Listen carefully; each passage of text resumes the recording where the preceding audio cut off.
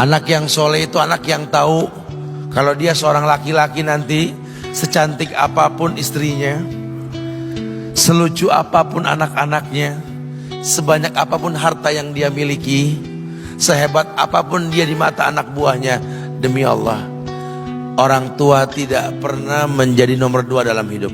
Ini banyak orang yang suka salah ini. Cuma gara-gara dunia, orang tua panjang mata menanti kedatangan anak. Jangan ya. Jangan.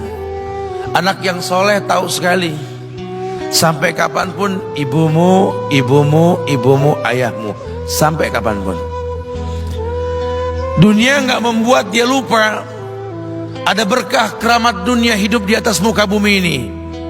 Dia nggak repot datang ke makam-makam para wali. Orang tua nomor 1 yang dia temui. Ini orang hebat. Ini banyak di antara kita, makam-makam didatengin, di mana saja didatengin, ngalap berkah. Orang tua panjang mata, berlinang air mata menanti, mana anakku? Mana pohon yang pernah kutanam? Mana pohon yang pernah kurawat? Kudengar dia sudah mulai berbuah, ingin kurasakan buahnya. Berani mengeluarkan dana jutaan untuk hal-hal yang gak disyariatkan. Ini orang tua panjang mata. Rela gak rela, orang tua kita akan mendengar dan melihat.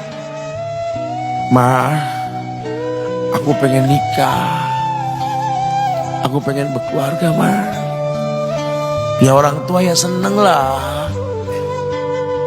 Cuma kalau inget metik buahnya belum terasa, ya ada perasaan kayak gimana gitu loh. Karena dia tahu setelah ini dia akan menikah.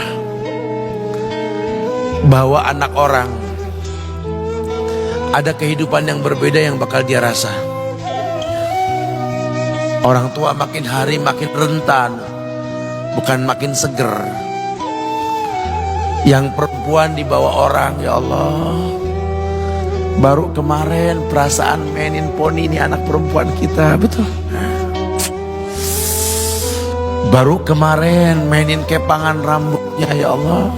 Ya Allah, baru kemarin perasaan saya titah dia, titah, ya Allah. Belajar jalan, bisa berlari bawa sesuatu, coret-coret tembok, aduh Masya Allah.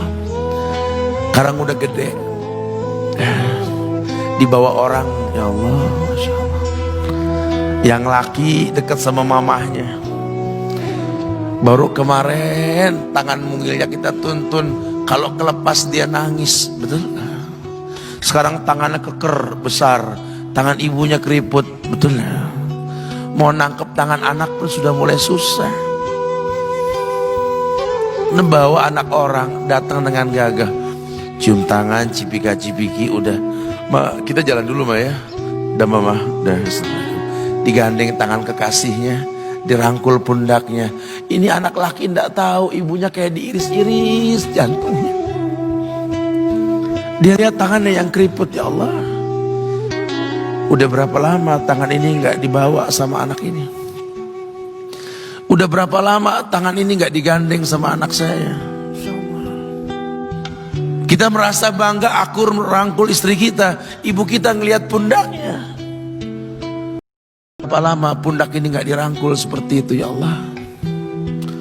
Dulu aku berdandan secantik-cantiknya, ku dandankan anaknya, ku bawa di hadapan kawan-kawanku bangga. Lihat anakku. Tapi dia gak pernah berdandan rapi membawa aku ke hadapan teman-temannya. Lihatlah ibuku. Ibunya sudah kebayang, ya Allah, ini anak bakal minta nikah sebentar lagi. Yang wajar kalau orang nanam pohon pengen metik buah, wajar. Ini buah belum terasa, pohon sudah mau dibawa, kebayang tidak? Ya Allah. Mulai dia kebayang. Sehingga rasa-rasa seperti ini menjadi tumpukan rasa di hati orang tua kita, yang nanti pada akhirnya dia pun bakal kembali ke hadirat Allah, kita pun bakal kembali ke Allah, betul? Sementara yang namanya kemuliaan datang dengan cara sabab yang benar. Ridallah fi ridal walidain wa sukhtullah fi sukhtil walidain. Ridanya Allah ada di ridho orang tua, murkanya pun sama. Karena semua ibadah yang dia lakukan berujung pada surga.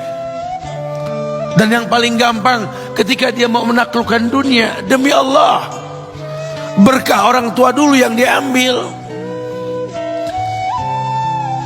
Ini dirasa oleh orang mulia yang Nabi katakan, innahu min ahlis sama, innahu min ahlis sama. Manhu? Siapa dia? Sahabat, manusia yang pernah hidup zaman sahabat tapi nggak ketemu Rasul, yang bernama Uwais Al-Qarni, pemuda miskin pengembala kambing di negeri Yaman. Padang tandus yang dia tinggal di situ, yang dia kesampingkan hidupnya untuk ibunya, untuk ibunya. Tidaklah terucap kalimat satu yang ingin ibunya pengen, kecuali Uwais pasti akan melakukannya apapun, dan ibunya cacat. Apa kata Uwais? Tidak akan pernah terlontar kata dari mulut ibuku kecuali kan kulakukan yang dia inginkan. Masya Allah. Ibunya cacat dan dia menomorduakan diri, yang penting orang tuanya dulu. Hingga satu waktu ibunya berkata, wahai Uwais, ibu sudah tua. Andai kematian mendatangi ibu, ada beberapa keinginan yang ibu pengen merasakan keinginan tersebut. Mungkin enggak ya? Apa bu? Katakan. Ibu pengen haji.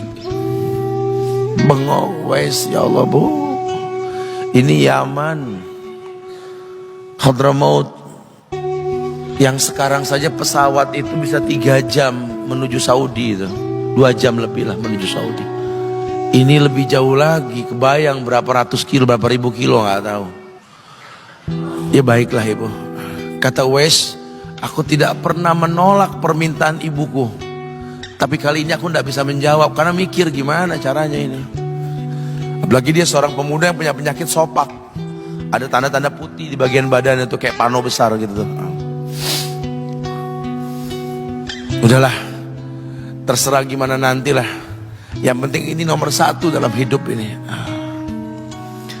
Dia beli seekor anak sapi, digendong tiap hari itu sapi sama si Uwais menuju puncak gunung. Turun lagi, gendong ke atas, turun lagi tiap hari. Sampai orang bilang, Uwais gila no. Orang sapi dipiara, dia digendong tiap hari naik gunung yang tinggi. Sampai nggak berasa, dikatakan 8 bulan dia lakukan itu. Sehingga terbentuklah fisiknya yang bagus karena olahraga tiap hari bawa itu sapi. Dan sapi itu makin berat, dalam hikayat dikatakan sampai di atas 100 kilo itu sapi. Kemudian dia tetap gendong ke atas dan dia yakin, bismillah saya yakin, sampailah bulan haji. Ibu naik ke pundakku, digendong ibunya dari negeri Yaman.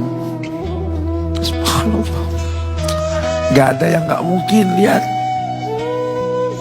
dibawa ibunya ke Mekah, bertawaf di Ka'bah, dunia menyaksikan. Bahkan hikayat mengatakan dia sempat bertanya kepada sahabat Abdullah bin Umar, aku telah menggendong ibuku dari negeri Yaman menuju Makkah, bertawaf di Ka'bah ini. Sudahkah aku membayar jasa ibuku? Apa kata sahabat Abdullah bin Umar? Bahkan satu hentakan napas pun ketika melahirkanmu belum terbayar. Bahkan satu hentakan napas pun ketika melahirkanmu belum terbayar. Dia selesaikan tawafnya. Dia selesaikan tawafnya.